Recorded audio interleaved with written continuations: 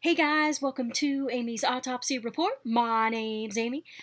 We are kicking off Shark Week this week, today, July 22nd. I was going to wear my Jaws the Revenge promo visor, but it's too big. So I thought about putting it like this, then I could have like a double hat, but I guess you can't even see it if I do that. But anyway, my friend Miko Romero gave me this promo visor. Jaws the Revenge, most people think is a pretty bad movie, and while it's not great, I do really love it because it was the first horror movie I ever saw in the movie theater as a kid. So, Jaws the Revenge. But this video is not about Jaws the Revenge. We are kicking off Shark Week with a review of this movie, The Reef. Pray that you drown first. And this is based on a true story. Here's the back. By the way, this does not, you don't see this shot in the movie. I hate when they do that on covers. Like, we don't ever see a shot like this of the shark. Would be great if we did, but we don't see it. Okay, so The Reef. Movie is about 90 minutes, 88 minutes long. It is rated R. It's an Australian movie. And I think my friend Andrew Bellina actually recommended that I see this movie last year. And it kind of got pushed to the wayside, and I didn't end up reviewing it. So I have had this for a while, and I've not watched it. So I watched it, and we're going to do a review of it right now. So the basic plot of this movie is you have 3 guys and 2 girls, and they're adults, and there's a guy that lives, and this all takes place in Australia, I believe, and he is at the airport picking up his friend and his friend's, he's picking up his friend and his friend's girlfriend and sister. So those are the 3 that he's picking up.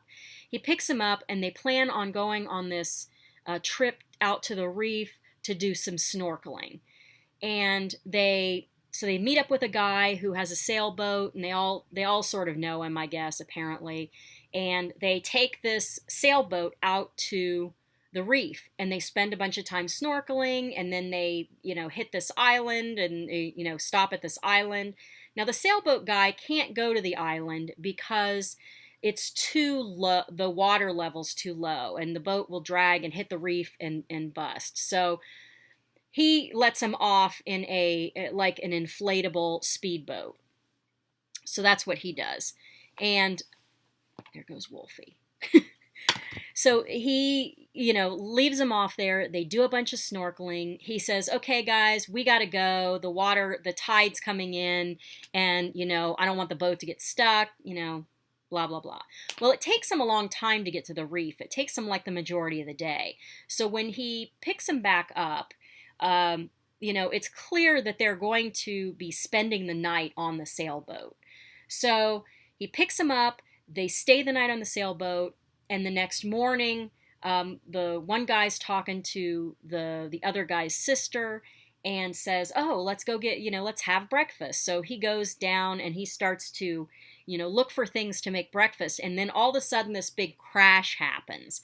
And the boat hits the bottom of the water, and it rips a hole in it, and it flips the whole boat over. So there's a bit of a struggle because everybody's now trapped underneath. The boat has capsized, and it's upside down. So you see the hull of the boat on the top. So everybody gets out from under the boat and gets up on top of the boat. And then you have the sailboat guy, and everybody's on top of the boat. They now have to make the decision of what they're going to do because they're about 12 miles from the island. And they're even further from getting all the way back. That's, they're out in the middle of nowhere. So they decide that they either have to stay on the boat or they have to swim back to that island that they were on. Well, The sailboat guy is also a fisherman. And he says there's no way he's swimming because he has fished those waters. And at the beginning, you see in his little boat, like room or whatever, he has all these like shark uh, teeth, shark jaws up on the wall hanging. So they make the decision to, well, I should say some of them make the decision that they're going to swim. The sailboat guy refuses. He's not going to swim back, 12 hours, 12 miles back to this island. He just refuses. So some of them leave and he stays. So that's all I'm going to tell you about the plot. Because I really want you guys to see this movie. It has a lot of suspense in it. So let's get into the things I liked about this movie. This movie had a lot of suspense. It was well acted. The actors, you believed that they had these relationships with each other. It wasn't like this fake acting, and you actually cared about these people. At least I did. The cinematography was well done. It really gave you a lot of suspense. It made you feel the vastness of the ocean, and it also made you sort of second guess your own eyes. I don't know if you've ever spent any time in the ocean at all, or spent time even looking at the ocean. Now, obviously, I've not ever been in a situation where I've had to, swim in shark-infested waters to save myself.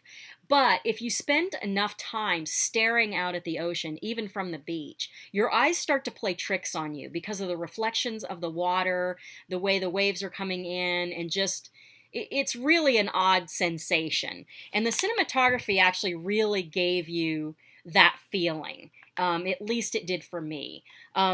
You can even sort of get that feeling if you're out in the ocean on a boat. If you stare out at the ocean long enough, it just really starts to play tricks with your mind and your eyes. And it kind of happens too in the desert. And I don't know why. I guess because once you get so far out there, you have no landmarks anymore about, so it's hard to get bearings out there. So they did an excellent job with the cinematography on that. The shark action was good. It was more based on a realistic situation than obviously sharks who are out for revenge and like attacking buildings and swimming through the sand and all that stuff. So this was a realistic movie. The shark action was good. The acting was excellent. The suspense was really well done. It was not a boring film at all. It kept me on the edge of my seat. So let's get into the things I did not like about this movie. The only real thing I did not like about this movie is that it took a really long time to get to the shark action, so to speak. Now, like I said, the movie's not boring by any means.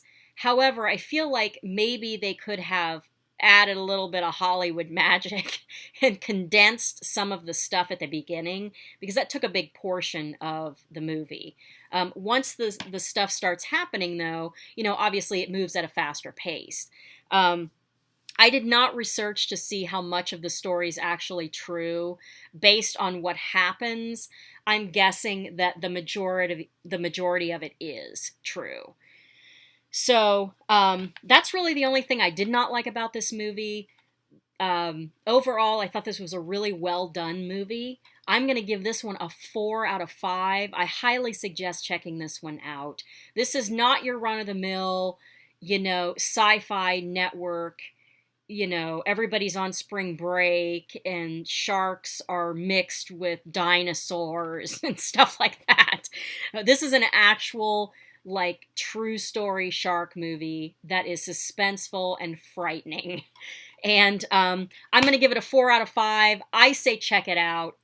And if you like this video, give me a like, comment, subscribe if you haven't already. Follow me on Instagram at Amy's Autopsy Report, and I will catch you guys in the next one. Oh, yeah. It's Shark Week all week, guys.